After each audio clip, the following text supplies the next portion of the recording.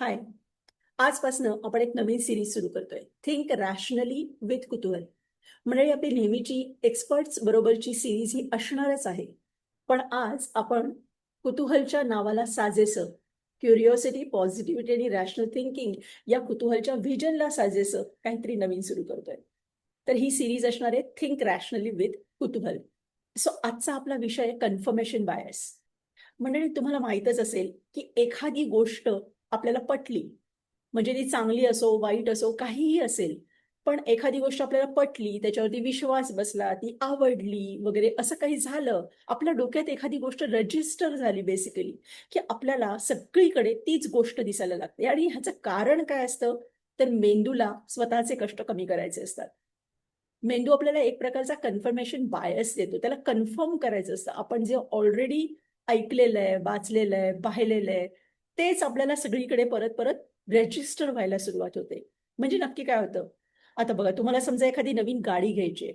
Okay. तुम्ही असं ठरवलंय, की तुम्हाला स्विफ्ट घ्यायची आहे. मग तुम्ही बाहेर जाता. बाहेर गेल्यावर सगळीकडे तुम्ही जेव्हा बघायला सुरुवात करता, तुम्हाला सगळीकडे स्विफ्ट दिसायला सुरुवात होते. ओके. ॲक्चुअली बाजूनी अनेक गाड्या जात असतात. मारुती जात असते, Hyundai जात असते, सगळ्या गाड्या जात असतात. पण तुमच्या डोक्यामध्ये फक्त रजिस्टर काय होत असतं मेंदूमध्ये, तर स्विफ्ट. तुम्हाला असं वाटतं, अरे स्विफ्टच आहेत सगळीकडे. बाकीच्या गाड्या तुम्ही काउंटच करत नाही. मेंदूमध्ये फक्त स्विफ्ट रजिस्टर होतं. आणि मग तुम्हाला असं वाटायला लागतं, अहो बापरे! युनिव्हर्स मला संकेत देतंय. राइट? सो तुम्हाला असं वाटतंय, की मी स्विफ्टच घ्यायला पाहिजे. युनिव्हर्सचा हा संकेत आहे. पण तसं काहीही नसतं. मेंदूला स्वतःला प्रोटेक्ट करण्यासाठी ह्या गोष्टीची गरज असते.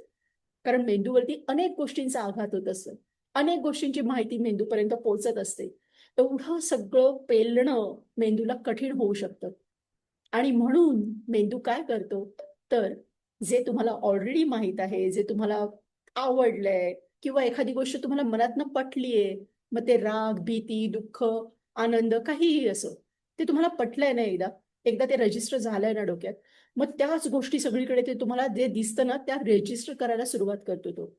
बाकीच्या गोष्टी तितक्या प्रमाणात रजिस्टर करत नाही. म्हणजे हा मेंदूचा स्वतःला प्रोटेक्ट करण्याचा गेम असतो. पण या सगळ्या भानगडीमध्ये होतं काय, की आपण एकाच प्रकारची माहिती सगळी आपल्या मेंदूमध्ये रजिस्टर करायला जेव्हा सुरुवात करतो, तेव्हा आपण दुसऱ्या गोष्टी समजूनच घेत नाही. आणि हा खूप मोठा तोटा असतो. सो बेसिकली जेव्हाही आपल्यासमोर एखादी गोष्ट येते, तेव्हा आपल्याला थोडं रॅशनली विचार करायची गरज असते, की हे मला का पटतंय? हे खरंच असं आहे का? म्हणजे आता बघा, आता आपण सोशल मीडियावरती जेव्हा वावरतो, आपण स्क्रोल करतोय, राइट? आणि एखाद्या ठिकाणी आपण जरा थोडा वेळ जास्त थांबलोय, तर सोशल मीडियाचा अल्गोरिदम हे का आपल्याला तेच परत-परत दाखवायला सुरुवात करतं? कारण की सोशल मीडियाला माहीत आहे, की मेंदूला त्याच-त्याच गोष्टी बघायला आवडतं. ओके. सो त्या कन्फर्मेशन बायसचा गैरवापर करून घेतो तो आणि आपल्याला अडकवायचा प्रयत्न करतो. त्याच गोष्टी परत-परत दाखवत असतो. पण फक्त तेवढंच घडत असतं का जगात? नाही. जगामध्ये इतर अनेक विचार असतात, इतर अनेक गोष्टी घडत असतात. आपल्या आजूबाजूला फक्त स्विफ्ट जात नसते. आपल्या आजूबाजूला अनेक गाड्या जात असतात. आपल्याला आवडीचं गाणं जेव्हा रेडिओवर लागतं, आपल्याला वाटतं, "अरे, माझ्या आवडीचं गाणं लागलंय." पण बाकीची इतर कितीतरी गाणी लागून गेलेली असतात. ती आपण एवढी लक्ष देत नाही. आपल्याला कधी-कधी असं वाटतं, की "अरे, शनिवार आहे ना, तो माझ्यासाठी खूप वाईट आहे."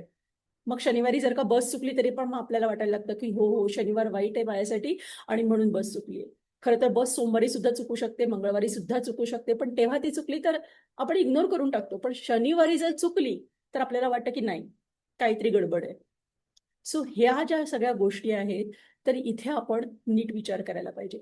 जेव्हा कधी आपल्याला ह्या कन्फर्मेशन बायसमधनं बाहेर यायचा आपण विचार करतो, तर त्याच्यासाठी नेमकं काय करायला पाहिजे? तर जेव्हा कधी आपल्याला असं वाटतं, की येस, हे अगदी 100% असंच आहे.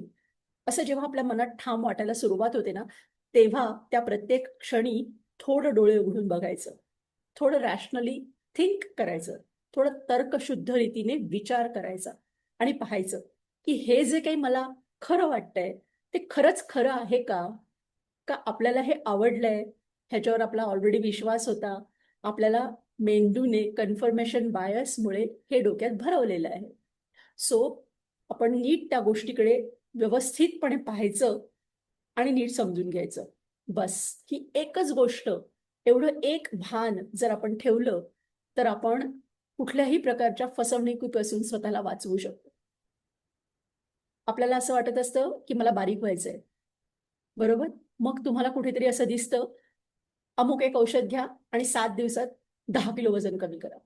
आपल्याला ते खरं वाटायला लागतं, कारण की आपल्याला ते हवं असतं, ऐकायला आवडतं. आपल्याला ज्या गोष्टी ऐकायला आवडतात, बिलीव्ह करायला आवडतात, त्या गोष्टी मेंदू आपल्याला रजिस्टर करतं आणि आपण त्याला फसतो. तर हे फसू नये आपण. कुठल्याही प्रकारच्या एकाच प्रकारची गोष्ट सतत हॅमर केल्यामुळे ती खरी आहे, असं नसतं. त्यामुळे अशी कुठली गोष्ट तुमच्या डोक्यावर सतत हॅमर कुणी करत असेल, तर थोडं डोळे उघडून तिकडे बघायचं. रॅशनली विचार करायचा आणि नीट समजून घ्यायचं, की ह्याच्या पाठीमागचा त्यांचा हेतू काय आहे. आलं लक्षात? सो कन्फर्मेशन बायस ह्याच्याबद्दल आपण आज बोललो. तुम्हाला अशी कुठली उदाहरणं माहिती आहेत का? की फॉर एक्झाम्पल समजा तुम्हाला चहा आवडतो आणि कोणीतरी तुम्ही कुठेतरी ऐकलत हां, की 3 कप चहा जर रोज प्यायला, तर आरोग्य खूप चांगलं राहतं. आता तुम्हाला चहा आवडतोय ना, त्यामुळे ही बातमी तुम्हाला लगेच खरी वाटायला लागते. मग तुम्हाला असं वाटतं हो, तुम्ही सगळ्यांना दाखवायला सुरुवात करता, "हे बघा इकडे आलंय, असं-असं छापून आलंय" किंवा "हे इकडे लिहून आलंय" काय व्हॉटएव्हर. पण दुसऱ्या दिवशी जेव्हा असं येतं, की जास्त चहा प्यायलो, एका कपापेक्षा जास्त चहा प्यायलो, तर ॲसिडिटी होणार आहे. तुम्ही तिकडे दुर्लक्ष करता, कारण की तुम्हाला ते नाही आवडत. बरोबर आहे ना? तुम्ही फक्त तेच सगळ्यांना दाखवत सुटता, की 3 कप चहा प्यायलो, की आरोग्य चांगलं राहतं.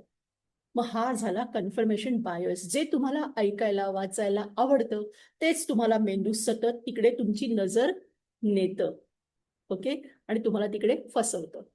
आणि सोशल मीडिया सुद्धा तुम्हाला तेच करतं, उल्लू बनवतं. सो थिंक रॅशनली विथ कुतूहल. मी या कमेंट सेक्शनमध्ये, या व्हिडिओच्या कमेंट सेक्शनमध्ये एक क्विज देणार आहे.